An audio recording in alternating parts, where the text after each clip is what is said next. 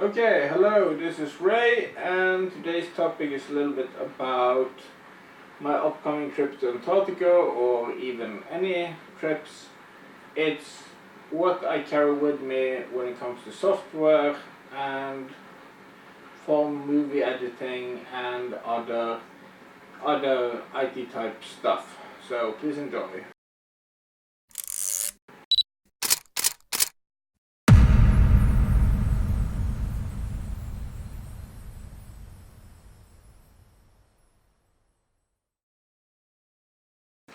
Okay, welcome back. This is Ray from explorerray.com.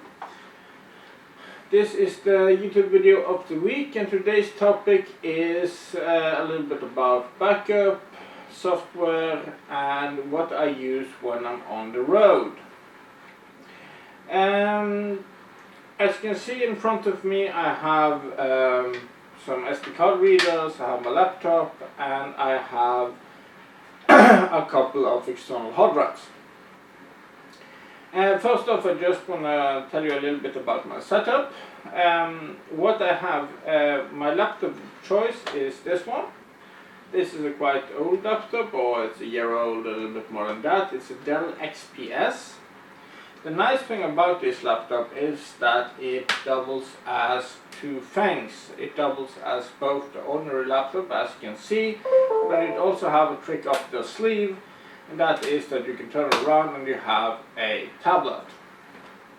And that is very practical because it has touch screen and it has anything that you would like in that matter. I have, as most people who have had Windows 8.1, I have upgraded to Windows 10, and that seems to work fine for this computer. It's a very nice little computer in that matter. It has, but it has an SSD drive. It has its limitation. It has only a 256 gigabyte SSD, and it has, I think it actually has 16 gigabytes of, or 8 gigabytes of RAM, and it has an Intel i7 processor, so it's a quite fast dual PC, but and it isn't that big a size, so it's easy to have as carry on and so on when I'm on trips. But since what I do when I'm on trips is primarily taking pictures, it has a couple of challenges, and the first and foremost challenge is that it actually don't have that much storage space.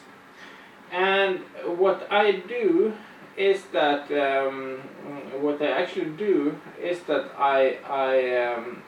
I use external hard drives.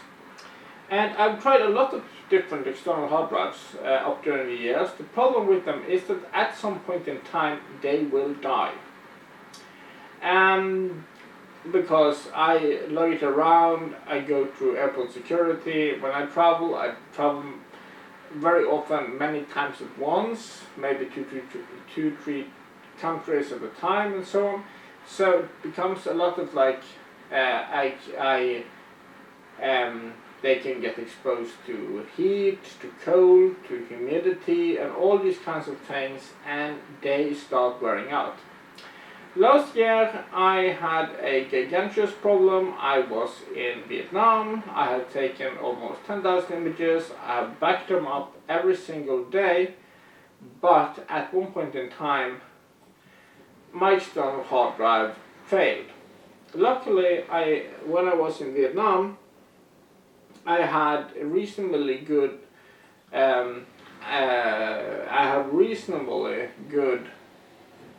internet connection, so I could upload most of my images to my cloud service. I use a SmugMug as a cloud, and for those who are not familiar with smugmug.com, it's kind of Flickr based thing for Flickr for professionals kind of thing. But it has some advantage. Probably that exists for Flickr too, or other services, but one of the advantages I like with it is that you can upload directly by a plugin from Lightroom, for instance. But the problem was that I didn't get any access to my external hard drive, and it failed miserably. So when I got back to Norway, I had this fantastic company. It's called eBus. Or now they are part of a larger American company called Kroll Omtrekk or something like that, and they are experts in finding lost data on disks. And they actually managed to recover, I think it was like 99% of all my files, and I was like really happy. Because one of the things was that since they both managed to get not only the files but also the file catalog structure, I could just integrate them into my my storage unit at home, which is a network attached storage, which I have here in my home. And was able to have my files in my collection. But of course the problem with such services is that they are quite pricey. They cost like $1,000 and upwards, depending on how difficult it is to recover. But in most circumstances they will succeed, and that was quite brilliant. So I have been talking, I had a video a little bit earlier, a couple of weeks ago, about how much storage space do I need. And for those of you who saw that video, you know that I estimate when I'm going to Antarctica, I estimate that I might be using like 1 terabyte of data, or maybe even more. And my rule of thumb was like, you estimate what you need, you double it, and then you add a little bit more just to be sure. And so I made kind of a plan, and here comes it into a little bit of play. The plan, very simply, just to circle back to that topic for a little moment, was that I said that okay, I will get myself 3 external hard drives. One external hard drive is just for everything. I will record sound from my Zoom primarily. I will record video from my different video cameras like GoPro, my Canon Legra, which I'm filming this on, maybe some of my DSLRs, and so on. I will record still images, and one of the hard drives is just going to be all the raw files structured on every day. And also I will take backup of my GPS, because they will have tracking of where I am and all these files. So I will have one external hard drive just to have a backup. I might be sending that in my checked luggage because I will not be using it. I will just have it as my backup, nothing more. Then I want to have one hard drive for importing all my photos, or my still images. And that is because when I import, let's say, from my Nikon D810, a 40 megabyte raw file, and I convert it to DNG, it might be 50 megabyte. And that can take quite a lot of space. So all my you can say Lightroom stuff will be imported to one drive, and I will mark that with images. So then I have 2 backups of that. I will have just the raw files directly from the camera, and I will have one for the images. In addition, I will have a third hard drive. I will have a third hard drive for my film and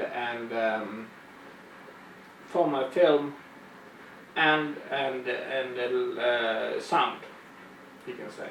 And that is because all these goes into Premiere or After Effects or SpeedGrade or something like that. So, and that is my backup plan for my trip to Antarctica. So what I've done is that I have, because the hard drives I have, I don't trust them. They are, I wouldn't say they are bad, but like I told you earlier, they have let me down in the past. So I've got myself now 3 hard drives, and what I came down with was this little type here. I haven't opened the one box, I will show you. This is the LaCie, something like that. USB, rugged mini, USB 3 and backwards convertible to 2, 2 terabyte drives. It looks like this in the package, and it looks like this in the package, and it's, as you can see, it's quite small. It weighs only 300 grams, and that's a nice thing because you will be lugging it around. But it has some very nice features. And since it's a rugged, I haven't tested it for sure for myself, but this is what the brochure says, and I have seen other tests about it. And the LaCie rugged series have been around for some time. But they say that they are shock resistant, they can stand approximately 1.2 meter drop. They are rain resistant, so they can handle a little bit of direct splash, maybe not submerge it, but a little bit of splash on it. They say that it's pressure resistant for up to a ton. There are some commercials saying you can drive over it by a car, but I wouldn't try it, but okay. And you also have some password protection on it if you want to. That is not a feature I find all that interesting, but okay, you have it here. When you open it up, and this is quite nice, it looks like this. You get this very nice little, you have the package here, very nice. And you have this little installation guide, and that's just like plug in, start setup, and you get a wizard showing you how to format it and everything. And when it's connected, it looks like this. And when I actually pick it up like this, it actually, you can feel it working, so it's nice. But what is very nice there is that, as you can see, you have this rubberized little feel. You can also see that the build quality is of some kind of, I would say some kind of metal, presumably, I don't quite know, plastic metal, something like that, which has been nicely cut out, and you have a little rubber framing around here, and you have a very tight fit with the USB cable, and that is nice. So the physical appearance of it is very nice. What I've done is that, and that is kind of that is kind of obvious that what I've done. For those of you who are familiar with Lightroom, what I've done here is that in Lightroom I have just said that, okay, this backup drive I have connected here. When I'm importing it, I import it directly to this backup drive.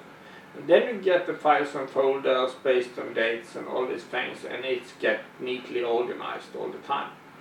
So when I get home, I can just connect this to my ordinary PC and transfer the entire file structure and sync it into my master Lightroom, you can say.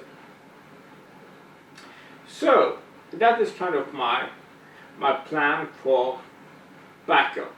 So one hard drive for everything, one hard drive for images which are being used and are being developed or post-processed, and one hard drive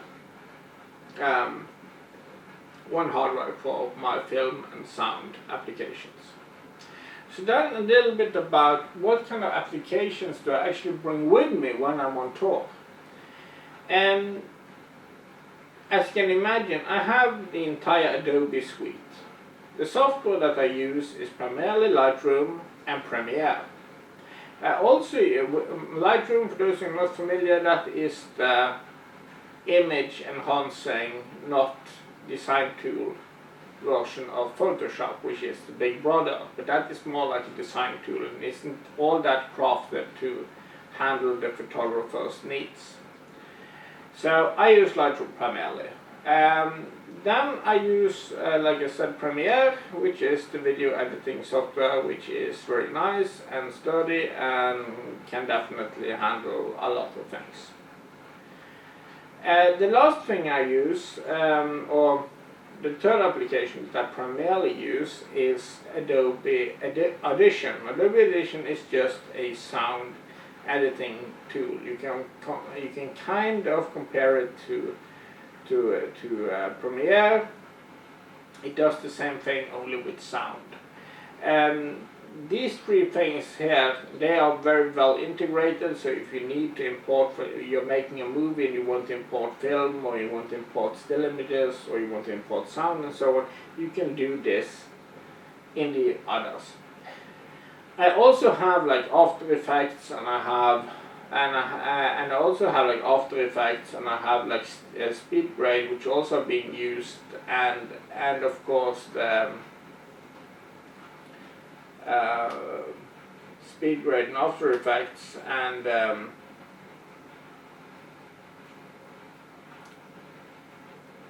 you have a lot of other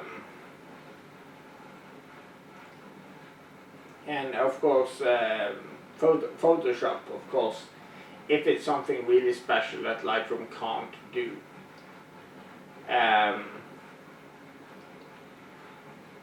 You also have, of course, a lot of other systems you have a lot of other, you can say,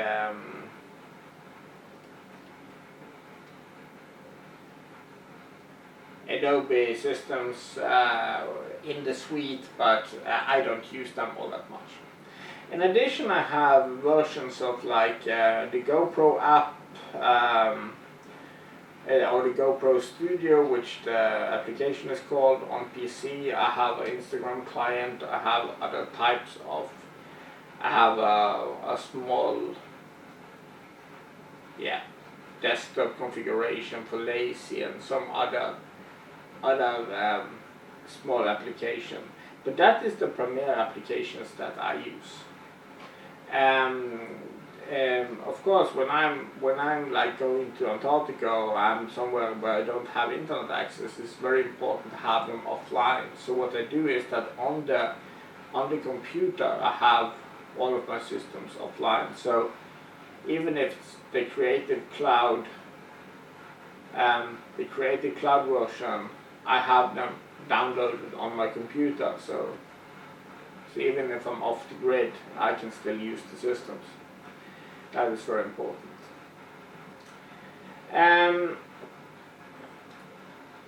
So that is the kind of the setup that I use when I'm on the run, and